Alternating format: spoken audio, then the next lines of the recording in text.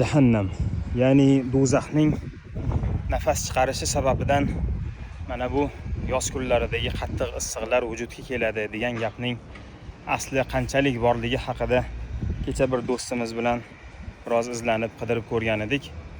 Haqiqatda bu gapda asli bor ekan. Bu haqda hadis kelgan ekan.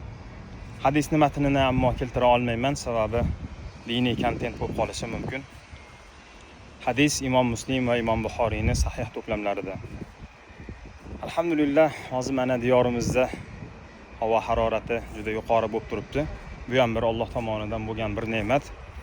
Ammo issiq bo'lishiga qaramasdan ishlab turibmiz.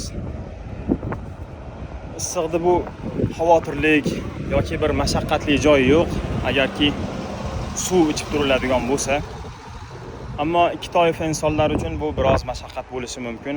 Bu biri ro'zador kishilar, ikkinchisi mahbus, ya'ni hibsda bo'lgan kishilar.